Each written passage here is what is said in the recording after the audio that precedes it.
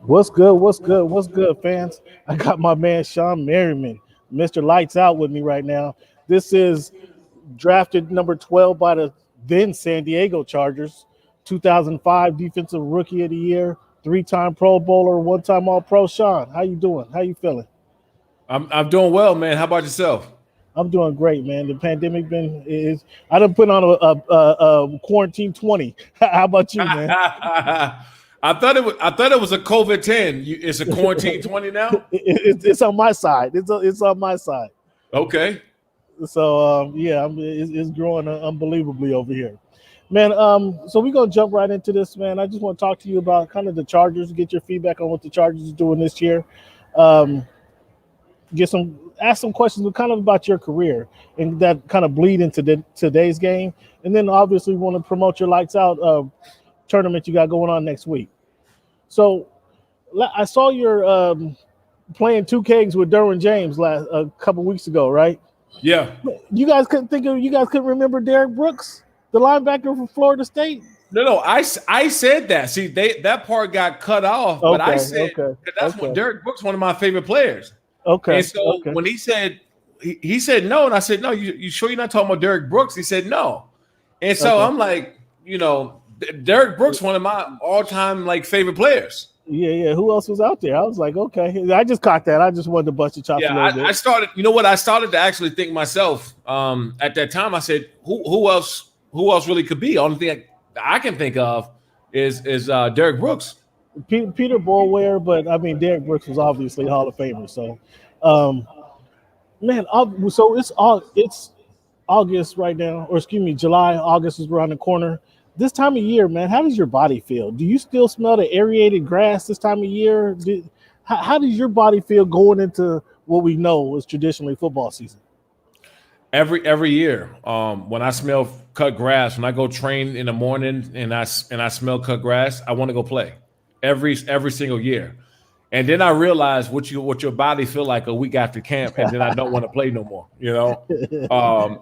It's one of these things where you love the game, you miss the game, but it is hell as far as your body and not just that, but mentally it's a long season, man. And you start to hit a wall around, especially being a rookie. Around game 6, 7, and 8, you're like, hell, man, this is next level. And then you, over the course of time, you learn how to take care of your body a little bit more. You learn how to space out the season and kind of get your feet under you. Okay. So you touched on it a little bit earlier with Derek Brooks. Who are some of the linebackers that you looked up to and you kind of patterned your game after? Well, I mean, Lawrence Taylor is the reason why I wore number 56. The original LT. Sure. He put a lot of fear. He put fear into people, man, and that's hard to do because you got other grown men out there, right? And when you got other grown men, they're on the other side of the ball, and some of these guys are 6 whatever, 300 and whatever pounds, and he actually put real fear in them because they had to go and play him for 60 minutes. So I kind of modeled my game after that, but also LeVar Arrington was a mentor and older brother of mine. Ray Lewis, took me under his wing when I was in college.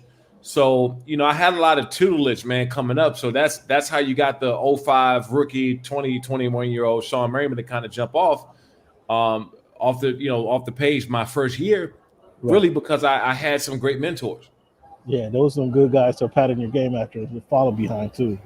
How difficult, Shawn, would it be for you to play in under today's new rules, the targeting rules, the no hit with your helmet? How difficult? Obviously, you probably adjust as you say 7, 8 games into it. But how difficult would it be for you to play? And how much money and fines would you be paying, Shawn? Oh, I'll be playing for free. Yeah, I just right after the games, I'll go up there and sign my check right back over to the NFL. Here you go. That was a hell of 60 minutes I played for you guys. It wouldn't, for me, I never really had a whole lot of helmet to helmet type of stuff. But what I would struggle at, to be honest, is I may get a guy on the ground by any means necessary, right? Yeah. So if you're rushing the passer, the quarterback, you want to grab his legs, ankles, by the neck, by the shoulder pad, whatever you need to do, swipe, tomahawk. And now if you go across a guy's, upper shoulder pad, it's a flag.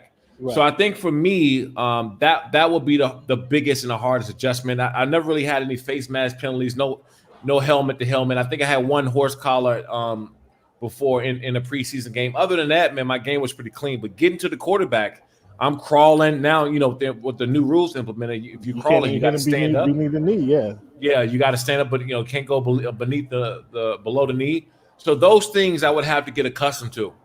All right. Okay. Looking back at your college days, how would the name, image, and likeness licensing?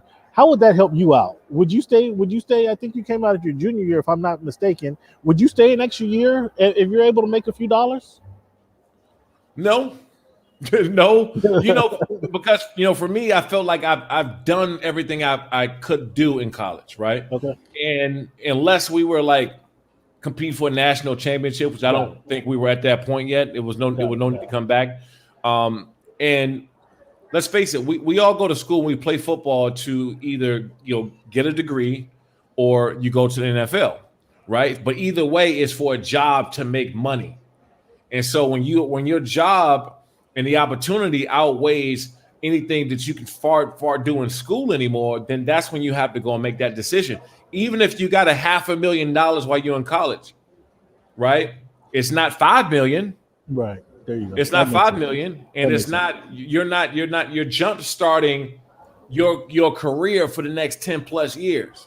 Right. So for that standpoint, you go and you move on and do that. But I do believe ultimately it's going to make some student athletes make a decision to stay in school just because they got an extra $5,000 a month, $10,000. Okay. I mean, seriously, that could change the complexity of guys leaving or going. Is that a benefit for college? Do you think that's going to help the college game by chance?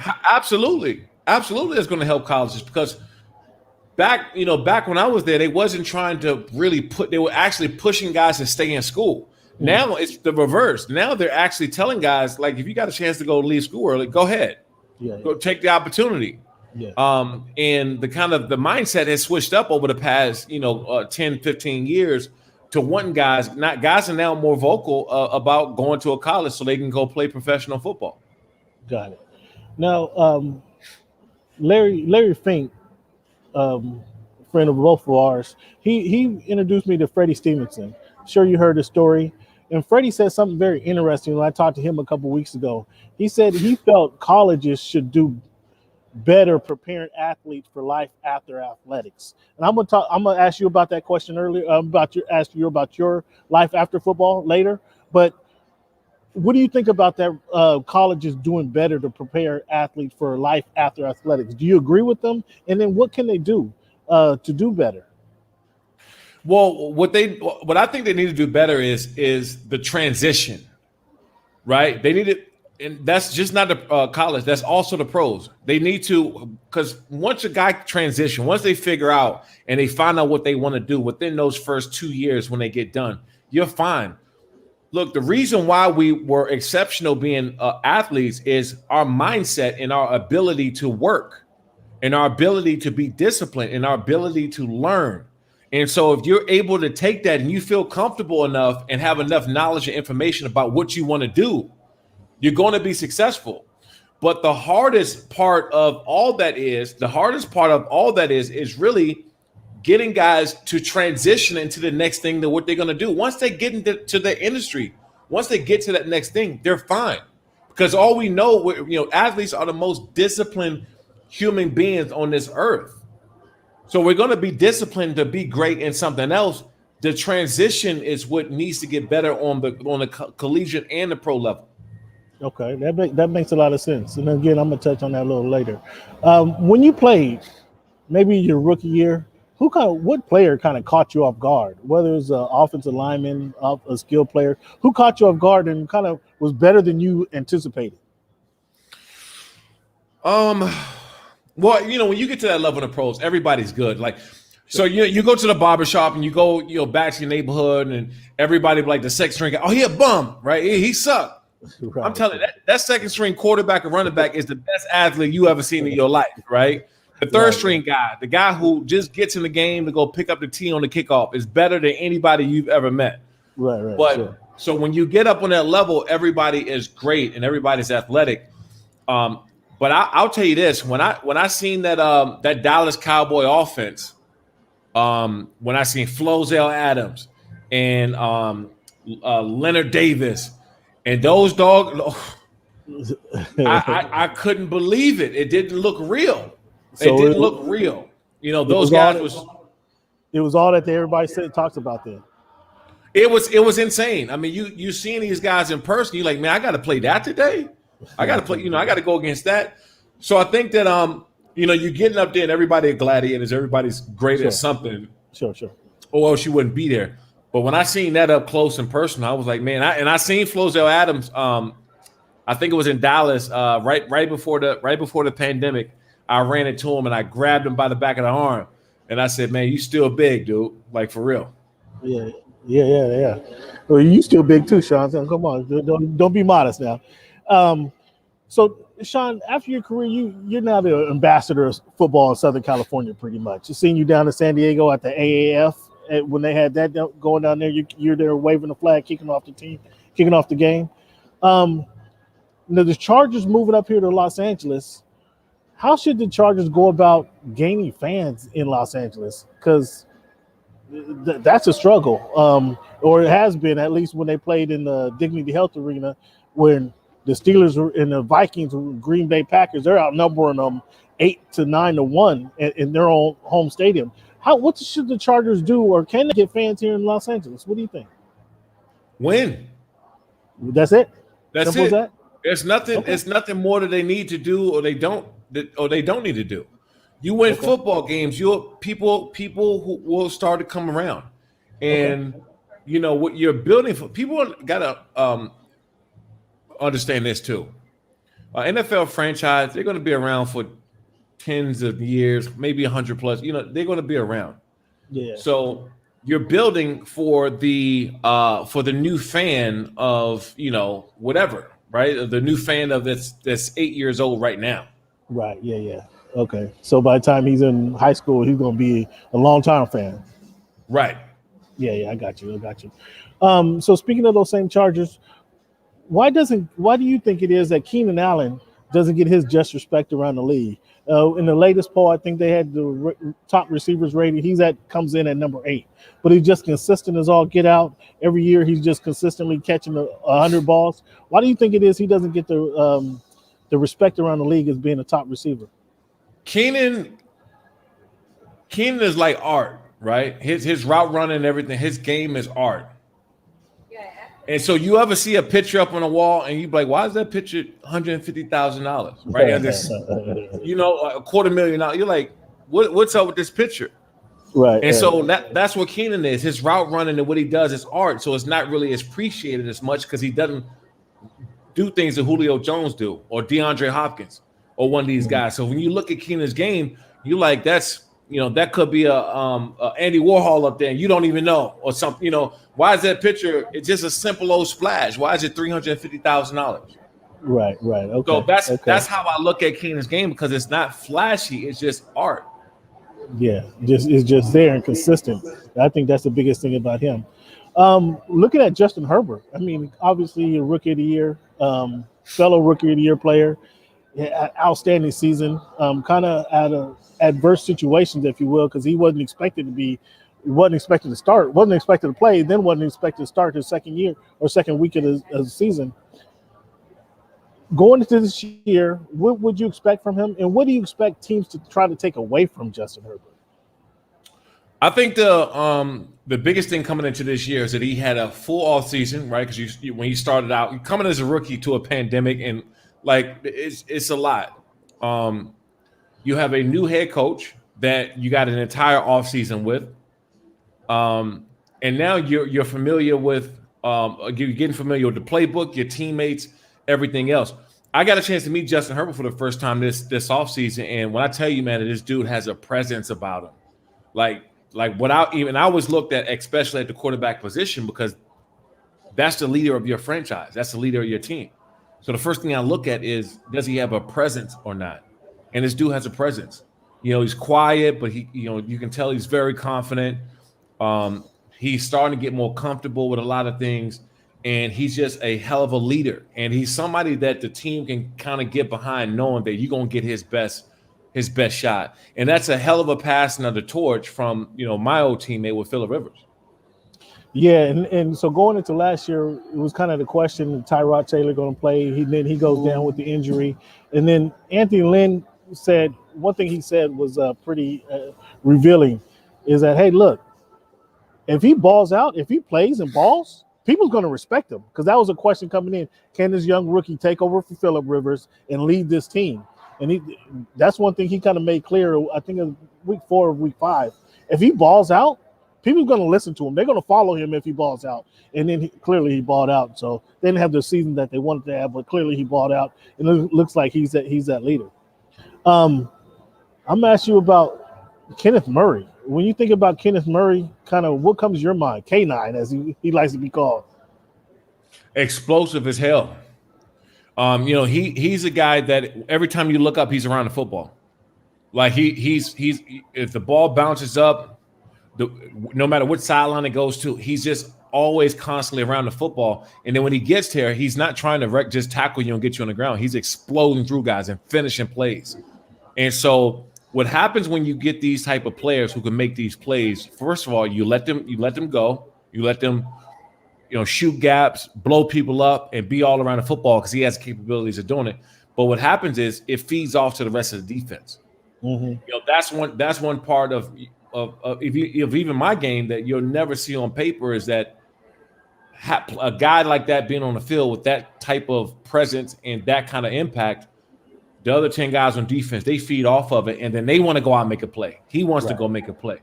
And it's very contagious, and that's what I see from Kenneth Murray. He's only getting better. So when kind of off script now, when you have a guy like this, obviously, again, you're the ambassador of the Chargers. You took that mantle on. Do you call Kenneth up and say, hey, Kenneth, you got to look for this on your second year. You got to expect this, prepare like this. Or do you wait for his phone call? How does that go? Yeah, most of the guys got my number. Kenneth, Keenan, most of these guys got my number, and some of the guys I was just talking to Drew Tranquil the other day, and most of the guys got my number. So if they got questions, they text me, they hit me up. My line is always open for those guys. Okay, I appreciate that. Your line's open for most people too. I got your number too, big dog. Austin Ekeler. Let's talk about as a linebacker. When you break the huddle and you look over and you got number 30 over there, that's your man on this play. What comes to your mind? What's your thought process? What comes to your mind, and what are you concerned about? With Austin? Yeah. The thing is, so I just seen him the other day in the gym. We work out at the same gym, and he's moving. He's moving a lot more weight than I am. I don't cross those 3-4 plates on the bench and all that. Like those days are gone. I don't even try to get there anymore. He is. He's very strong. But with him, he can hurt you in different ways of the game, right? Not just running the football, but you got to worry about him coming out the backfield, screens, being one-on-one if they spread him out, and one-on-one with a linebacker. There's a lot of ways that Austin Ekeler can hurt you, and more importantly, I think that he provides options, right? Because you have some of these guys that are first, second down guys, and they're running the ball, and then you bring in a third down back. Well, Austin Ekeler, if they wanted to, they can put him back there for all 3 downs. That way, you can keep a defense guessing and not really knowing what's play going to be ran. So he's a very impactful player. I'm looking for him to have a big year. He should. Yeah, I'm hoping so. Come off the injury, I think Alvin Kamara is kind of what they expect from him with this new offense that they're implementing. And speaking of new offense, with the new coaching staff, Coach Staley comes over. I mean, Coach Staley he's won me over just in his press conferences alone. What do you see from Staley? What do you hear from the guys about Coach Staley and moving forward into this season? What makes him the right guy for this job? Coach Staley called me the night that they brought him in. I was one of the first people he called, and we got a chance to talk on the phone. And the first thing that I noticed about him is just his energy. His energy is very high. He's very very direct, and he's motivated, man. He's younger, so you can hear the motivation in his voice. he's a very work smarter, not harder type of dude. He knows that if this team is healthy, they're going to be a problem in the NFL, and especially in this division for other people if they can play this whole season healthy. So I one thing I really like about him though, man, he lets the players do them. You know what I'm saying? Like you get that feeling from him, and he's I can't wait, man. I think they're gonna have a big year. Justin Herbert obviously being in his year two. I hope his second year will probably be bigger than his first. But more importantly, man, they got a leader in Brandon Staley and Coach Staley, and they should do good this year. I really like his relationship building process. See, the culture, building the culture. He wants to get to know the player. He's trying to build this unity. It seems from the outside looking in. Now, training camp starts next week. We'll get down there and see how it translates to on the grass. But this culture of unity that he seems to be building, I'm interested to see how that actually transitions to being on the field and how that works out. He's one thing cool about him. He's very data driven. Like he's very he takes numbers and this and we play that. Got a play count. This it's a lot of numbers involved in what he does, and I think that's key because data is important. As we get more with technology, we're starting to see that the more data is collected, the more information you have in order to go out there and win. Yeah, analytics helps, right? 100%. So clearly, you kind of planned your future, and not that you expected your season to come. I don't think you planned exactly when your NFL career was over, but you had an idea what you wanted to do after the future. What's your message to NFL players to kind of about that planning that transition that you talked about earlier? Just start doing whatever you want to do while you're playing, right? Don't try to pick it up when you're done, because you want that transition to be as smooth as possible. And a lot of people, you get this blank space, and I had this talk with a couple guys who just retired. You get in this blank space where you're trying to figure it out, and you don't have that thing that woke you up in the morning, that same regiment, all that's gone, and you're trying to figure life out at the same time. Start getting, because it's already hard enough even when you got stuff to do. I mean, I retired, I had TV, and I had lights out with the clothing line. I had a bunch of stuff going, and some days I was still sitting around like, damn, is this it? And so that I was busy and I had other things going on, that made it a lot easier for me. So when I talk to former guys or guys who are about to retire, I'll say, look, a couple years before you get done, start doing what you plan on doing. That way, as soon as you're done, you can go and do that full time. And so starting the lights out, the extreme fighting, was this, how far along did you think about this process before you kind of got up and implemented? I'm a planner, man. I'll start working on stuff 5 and 10 years before it happens. Oh, wow. Okay. And I've always been that way. I start putting things in works today for 3 years from now. Okay. So for me, even starting back then with just the lights out clothing line and everything I was doing, I did this while I was playing. Sure. And so when I retired, it was like, okay, I already had my career path and what I wanted to do. And I wanted to always do something that wasn't a job to me. Like, this isn't all this building lights out. I have, 28 employees now. And we're growing like crazy. We got a big streaming partnership that's coming up here shortly. Some more announcement of former athletes from other sports that's transitioning into lights out. Okay. I got a big show that's coming about former athletes transitioning. So all this stuff I did 3 years ago. And, so where Lights Out Extreme Fighting is going to go next, I just can't wait. We have a huge event coming up here August 7th at the Commerce Casino. And people can get their tickets at lightsoutxf.com and just check us out. So you talked about, where else can they find out these promotional ideas that you got? Or you talking about new NFL or former athletes coming into your thing? Where can people find out? It's all on Lights Out XF? Yeah, I haven't put out the names and stuff just yet, or when the show's coming, but we'll start to kind of put it out there slowly and get things moving. Okay. So talk about this card you got and who you guys fighting in here. As you mentioned, it's in Commerce, California on August 7th. Your tickets as you mentioned, lightsoutxf.com. They start at $65. Cage sides. I can tell you, I've been at a few of the events, and there's not a bad seat in the house. I mean, it's an intimate setting. Everybody can see it, and then there's very interactive where the fans can actually, if you're in the building, the fighters can actually hear what you're saying. You're not in the T-Mobile Arena where a bunch of people screaming and they don't even know you. They can hear you. They can see you. That's what makes this an intimate setting. It makes it really crazy to be at, because I've been there cage side, which is crazy. Talked about this card and who you got fighting in this card. Yeah, man, we got some new guys, man, that are making their first fights in MMA in general, and they're doing it with us. Look, we got shut down during the pandemic, and everybody that was in my. We got shut down during the weigh-ins of the pandemic, so we were ready to fight, cage up, TV trucks outside, and we're ready to go. And then we got the nod that we wasn't going to have to fight. So I was crushed since then, but I was more crushed for the fighters, because these guys, this is how they make a living. This is something that they do 24/7 of their lives. And so when that didn't happen, I had that split second of, man, I wanted to have a fight, and we got a bunch of great business partners coming here. We're gonna have a great show on TV. And then you started thinking to the fighters who've been training for the last couple of months and told that they couldn't fight. Right. So all these things happen, and we're coming back with a big card August 7th at the Commerce Casino. Get your tickets at lightsoutxf.com.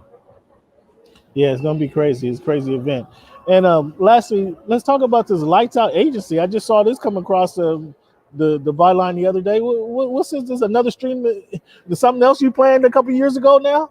I did. Lightsoutagency.com. It's my insurance company, and was really life insurance.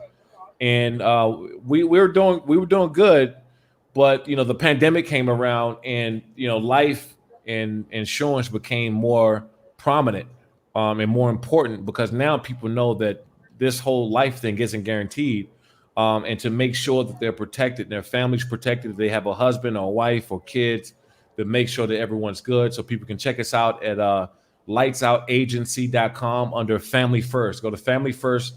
FFL.com, and then go to lightsoutagency.com. And just one more question on that.